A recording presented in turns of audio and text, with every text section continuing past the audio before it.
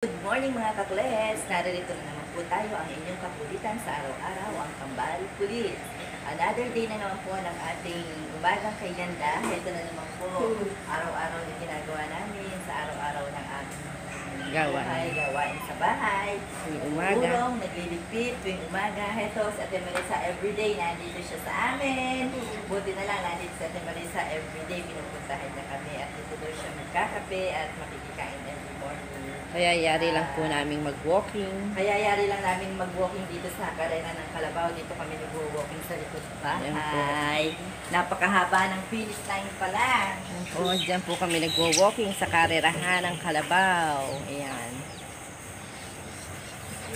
Dahil sa sobrang aga po namin gumising, mga kakulits, maaga po kaming nakayayari ng aming gawaing bahay.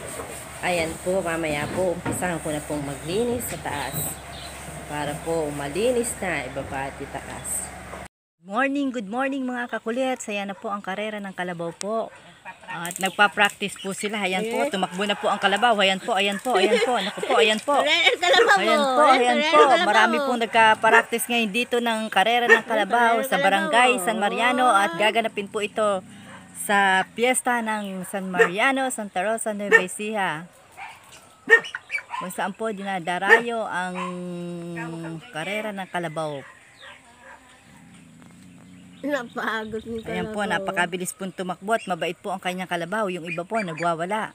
Lumilihis po sa kanilang linya. Kaya napakadelikado po. Ayan po, ayan po. Diba dapat pala magtayo sila ng kubo doon sa bandang dulo. Hello mga kakulets, mga ka-viewers, mga ka-YouTube, mga ka-vlog. Ito po ipapakita ko po sa inyo ang nagpa-practice ng karera ng Kalabaw.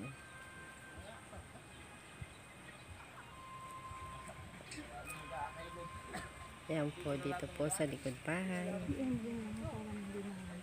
Para mamaya na pag mag-start na kami. End mo na end. Ayan po, binubuelo na po ang kanilang mga alagang kalabaw. Divine protection at ingatan nyo po sila. Ingatan nyo po sila. Oh, in Jesus' name, ingatan nyo po ang mga kalabaw. Yes, Lord, ayan po sila. Oh. Ayun, mabibilis, ha?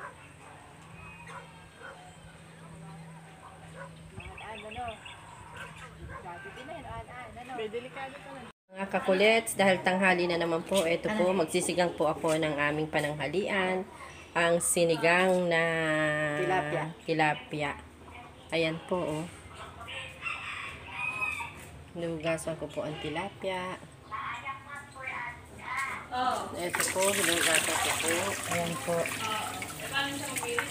Luluto po niya ngayon ang kanyang sinigang na tilapia. At kanginang umaga po ay pritong manok ang aming ulam. Kaya ngayon po ay sasabawan niya po ang kanyang tilapia.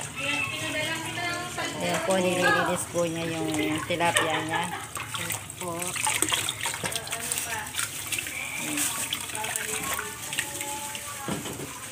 Ganito lang po kasimple.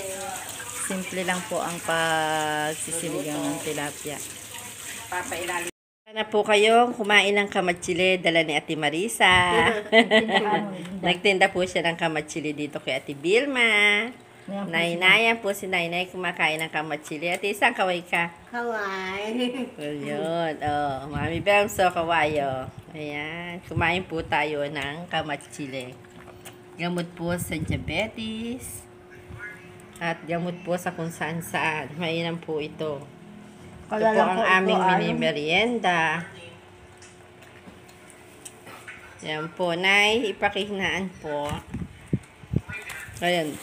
Dahil po tanghali na naman, nag-aantay na lang po kami ng alas 12 para dumating ang estudyante. At kami po ay magkakainan ng tanghalian.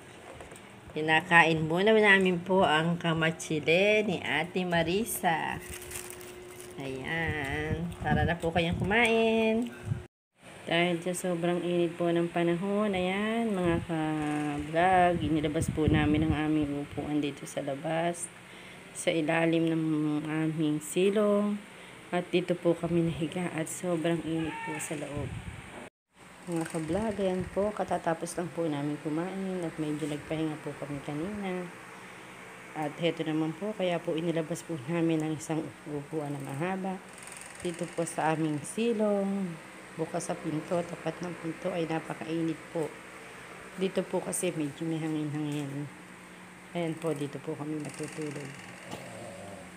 Nakitulog na rin po sa tiisang dahil mainit daw po sa kanila. At nagdala po ng kamatsili, mamaya na daw po siya uuwi. Mga ka-vlog, mga ka-viewers, ka-YouTube.